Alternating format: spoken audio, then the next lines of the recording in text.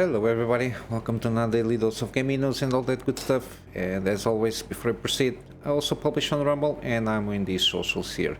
So, big news, the 4060 reviews are up and running, and it's a DOA product from everything that I saw. It's basically a consensus here. This is getting out of hand, this kind of performance for this kind of price. I managed to at least check the usual stuff here. This is not good here. I checked Gamers Nexus, Hardware Unboxed. Yeah, this is not the line here, sorry. Hardware Unboxed, Linus Tech Tips also was the last one that I saw. And another one, I usually miss one or two guys, and J2Sense, I think. Yeah, J2Sense also. I saw his thoughts on this GPU, and even between them, all the consensus is for this kind of price, $300, might as well spend $20 and get the 6700 XT, which is usually around $320, give or take, depending on the at least at the USA market. It is a better GPU. Even though it's from previous generation, still there is a lot of decent previous generation cards. They will handle the games until the next generation comes up by next year. Unless they, the only way of advising people to buy a 4060 is really if it is at the same price of the 7600, because even the 7600 can in some instances beat the 4060. It goes the best case scenario for the 4060, comparing it to the 3060. It's the best case scenario is the one that they showed, the T's one with the Cyberpunk with certain conditions, gets around 20% performance uplift. The rest is it's bogged down. It doesn't almost make a difference.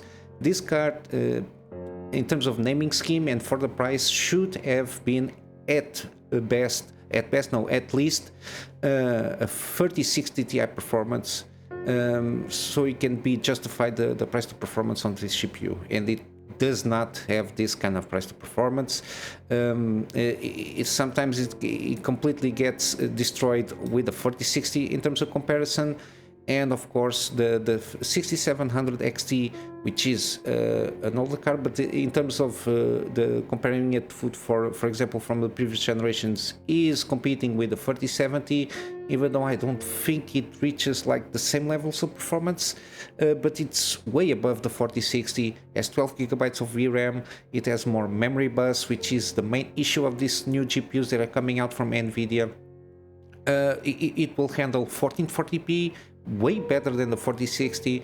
The only thing, of course, that it doesn't handle well, it's the RTX suite of technologies that NVIDIA has, the upscaling to a certain point, and basically the ray tracing stuff there. Even with unless you just want, even if you want AV1 encoder stuff, there is better GPUs. The 7600 is a better option here because it's way cheaper. They reduce it to $250, and at this price point, $50 makes a huge difference. The only thing that you might want to buy this one, it's because of the DLSS technology. And even though at 1080p DLSS doesn't make a lot of sense, at this price point, in this kind of performance, you want the best rasterized performance possible. And yeah, the overall take is don't buy this GPU unless it's below 250.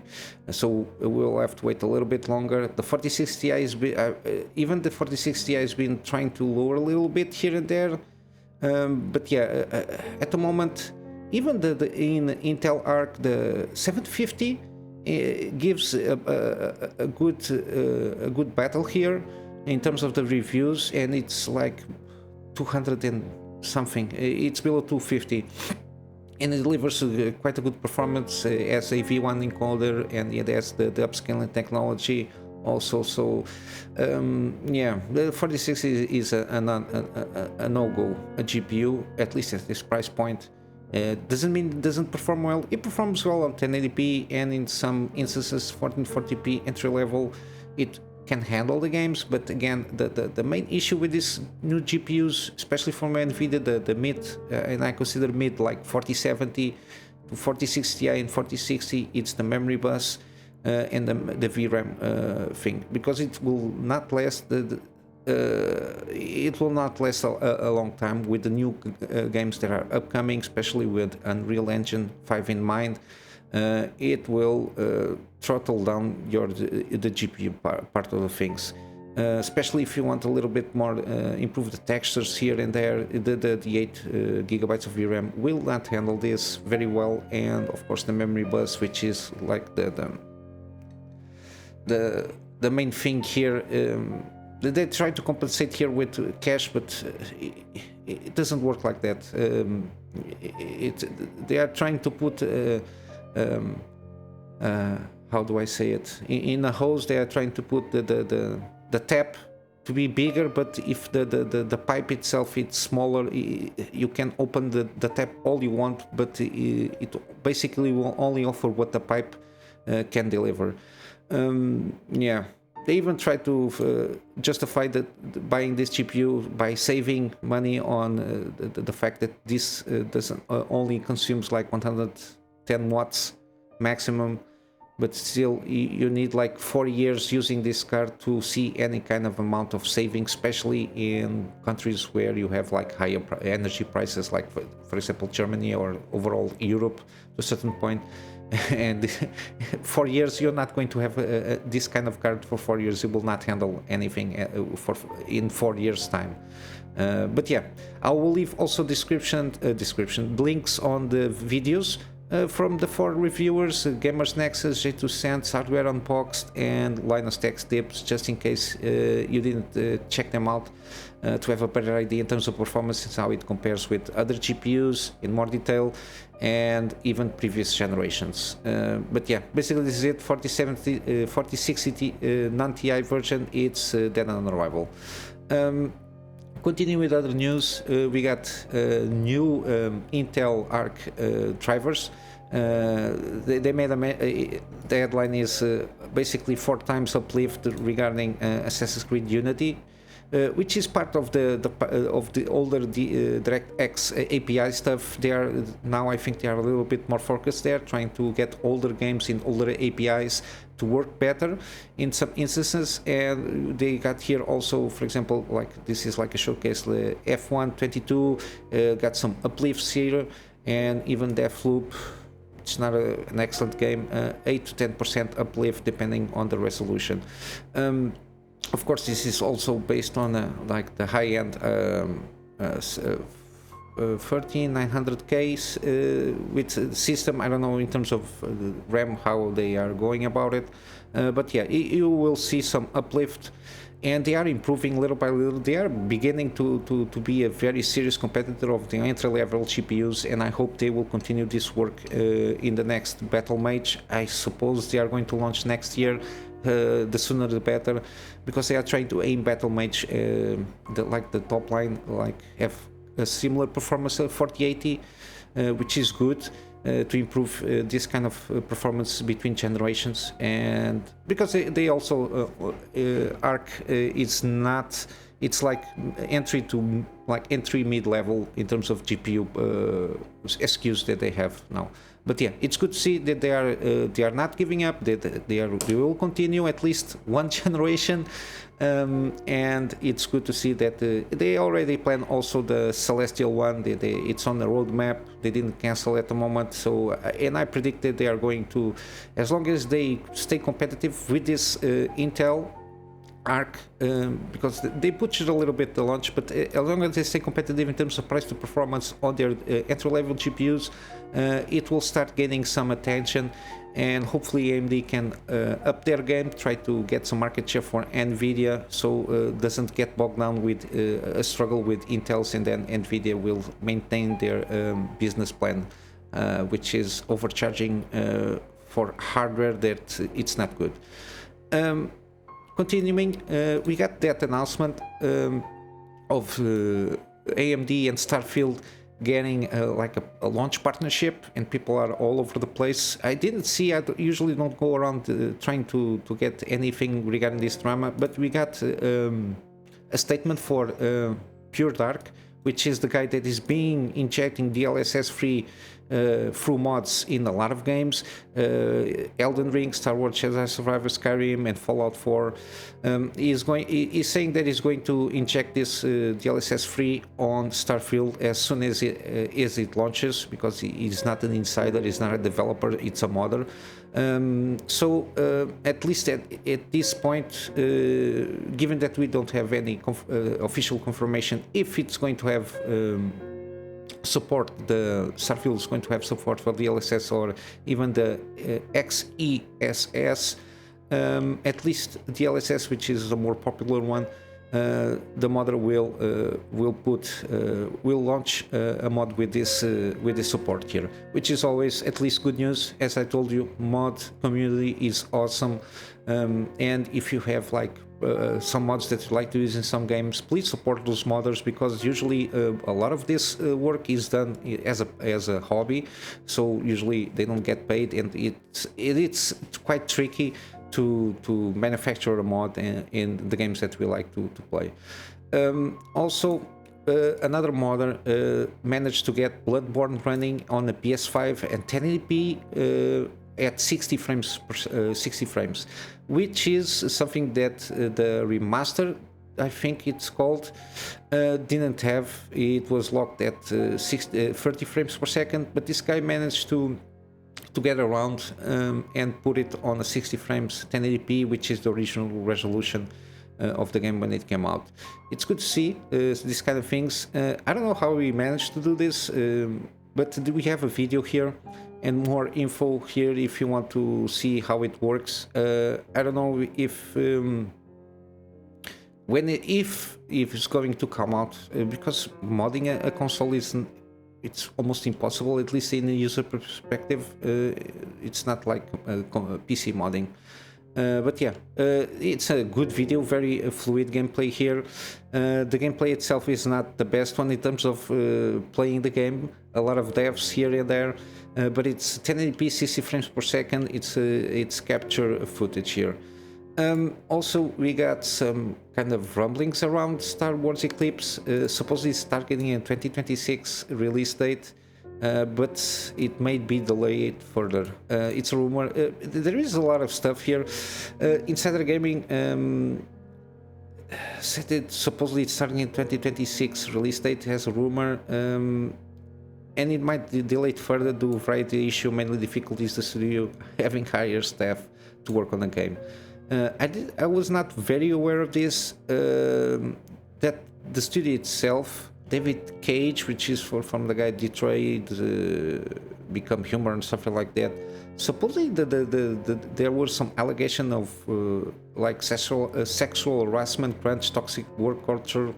I don't know if it is like the same level of Activision, but that seems to be influencing the fact that it cannot hire at a decent pace. I don't know. I just hope these allegations are not true, but if they are, they have to solve these issues inside and resolve them before they continue to do games. It's one of the things that when these kind of things have a toxic work culture, and when you put sexual harassment and all these things, you just need to stop everything and deal with the situation. And not like sweep under the rug or something like that. You just have to deal with this kind of situation to continue to make basically clean slate on how the work culture is there. But yeah, supposedly 2026 they are aiming for that release date at this release year, and we might see some delays on the future. There was also some weird news. Red Dead Redemption rated in Korea. Supposedly the game is from 2010, but yet they already like launched on PlayStation. I don't think there was like a remaster. It stayed on PlayStation 3 from what I understand here. the classification of that oh my god, of that that rated thing here, it's supposedly NV, which is referring to consoles, while usually NP it's related to a PC, even though they are not exclusive of each other. One can include the other, and vice versa. It's interesting to see. I don't know, even Rockstar Games didn't say anything if they're doing or not a remastered or remake of this game.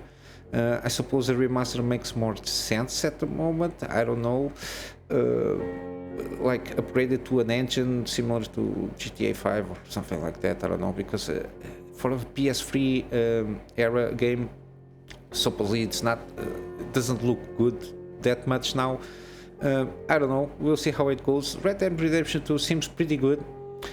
Always has like a lot of stuff going for it, even though I think the online thing, it's a little bit tricky there. I don't know, I didn't play any of these games, but the concept itself, like being on the western and like open world western kind of thing, got my my gaming going for this kind of games. Also we got this one, it's like a like an announcement for 80s Japan horror inspired game. It's called Hollow Cocoon. Supposedly going to launch fourth quarter 2023, so between October and December of this year. Seems pretty interesting, first person horror with the 80s theme in Japan. Always good to see some kind of horror. Seems pretty interesting. There is a video here of its alpha bit gameplay with a lot of tease of the environment here and there. Yeah, I hope it's a good game. It caught my eye mainly because it's 80 themes. We don't see a lot of it. But yeah, as you can see, it seems pretty decent. This screenshot doesn't make a lot of justice to this, and the video itself is not high resolution. It's like 720p, so it might seem a little bit more grainy than it should be. But yeah, it's something to follow up.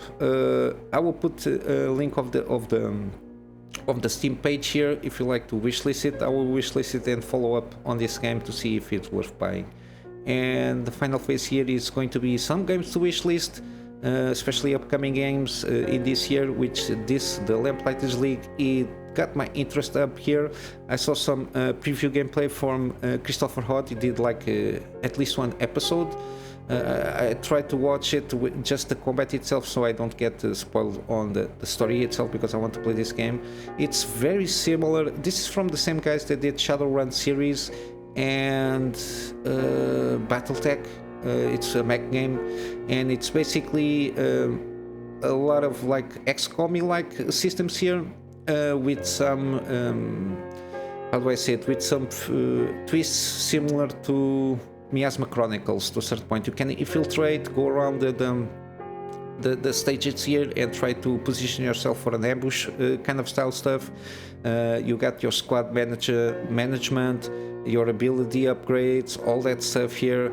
And the story seems pretty good. It's like 20s kind of a thing here, almost like Indiana Jones style here, with some mystical things here and there, from what I can gather from the trailers and the gameplay that I saw from Christopher Hott.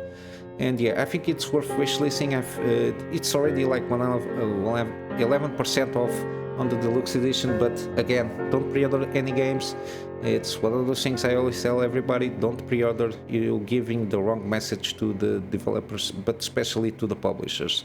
Don't give money before you have the product on your hand. It should be a direct exchange, and even when it come out, please always refer to reviews to check if it is something that it's worth at least taking a risk on buying a game. But this one seems a pretty good one from everything that I've been seeing, and yeah, this is one for wishlist. And also this one, Lies of Pi, it's going to launch like 19th of September. The demo is out. Everybody got fascinated with the demo. Very Soulsborne-like in terms of combat pacing and everything. Belle Epoca inspired, the Pinocchio kind of story around here with some twists here and there for sure. And you got the line mechanic, seems very interesting. And of course, it's the combat here, the game loop of the combat seems pretty fluid, no issues at here and there. The only thing that they saw here, it can be more optimized in terms of graphics wise, like the shadow stuff and everything, but it's like nitpicking stuff here. The game seems pretty good, the mechanics are very good. So it's just a matter of waiting the game to come out, and of course wishlist it, and you can at the moment play the demo of the game, which is always good to see. And lastly, we're going for gaming deals. We got Death Stranding Director's Cut. Managed to snag this one on Epic Games Store for free a few months ago, but it's 50% off, so $20. It's Kojima game. I don't know what else to tell you. If you know a Kojima game, you know Kojima game, and it has a very specific and very authorish point of view here. The game loop here is very interesting for me, even though it's more like relaxing stuff, but the story here seems to have a lot of stuff to think through. It's when the video is published, should be around like 9 hours, give or take, to still have this deal valid. I hope if you are interested to get it as soon as possible. Also, we got Dave the Diver. This is like a new launch. It launched like not today but yesterday. The reviews are overwhelmingly positive. This game seems very interesting. It's kind of an RPG kind of scuba diving game, but you have like restaurant mechanics here where you have to manage the restaurant. So the game loop supposedly it's you going for dives, you upgrade your equipments, get like fish and everything to then manage your restaurant with those supplies. And of course you got like bosses and other stuff going around. I think you got mermaids or mer persons or whatever they want to call it. The only thing that people not complaining but mention is there is some stuttering in some specific scenarios, and some out of bounds stuff here and there. It's rare to happen, but sometimes it can happen, and some things sometimes don't interact. But this is like an indie game, so you always have this kind of issues here and there, but they will for sure will keep this game updated, because this was in it was on oh my god, my brain is farting at the moment. It was on early access, sorry, and this is the version 1.1, so the official release, and I think it's well worth it catching up. I already had it on my wish list for me to get. It's pixel graphics but 2D version, but it seems pretty good, the animations here and there, and everybody that I saw with a review on this said that it's well worth buying, and it's got 60% off on the deluxe edition, or 10% off on the normal game, base game, and it's over 5th of July. I think it's well worth catching up this one. And now we got some Gyogi here, Slavipunk old timer. It came out 30% off as an introductory like kind of a deal here. I don't know when this deal is off. It's one of the things I don't like very much on GOG. They don't tell you how long the promotion is. If it is, I don't know where to find it, because I went all the page here and I didn't see anything. I didn't find any reviews per se. I did a quick search. I didn't find any reviews on this game, but the game itself interests me. I spoke about this game a few times now. It's like an isometric, like bullet hell kind of thing. You are the detective, you're Slavic, so you I don't know if you have like a amnesia problem, or you're trying to solve a case and you just break mayhem all over the place. Seems pretty interesting. And also we got Wasteland 3 Colorado Edition. It's still 75% off. This has all the DLCs and all the content here. I just want to play this game as soon as possible. I really liked Wasteland 2, the Director's Edition, and this one it's like the follow-up for that one. And finally we got Metro Franchise Deluxe Bundle Edition. It's the Redux editions from the first two games plus the Exodus with the DLC here. Like $10. It's more than well worth it. The first two games I think I played when they came out, yeah, a long time ago. I never played the Redux version, so it's something that I want to try out as soon as I build my PC, and probably make a series of all the trilogy here. Because now the trilogy is completed, I think it's good to get through all the games like in one, not in one go, but make the series between each game, so we have like a fall through on the story and don't lose the threads of the story per se. And this is it regarding gaming deals, and I'm going to wrap up for today with my goal get fund me for me to upgrade my PC to get better and more content for my private clients, and of course start doing some video stuff for them also. And in my free spare time, doing the daily videos with better quality, getting some scripted content from me to get in some subjects that I like to talk about in more depth, resume my gameplay series, and possibly after doing some live streams here and there. And with all that said, guys, I hope you have a wonderful day, and I will see you in the next one. Till then, Kunamy Master out.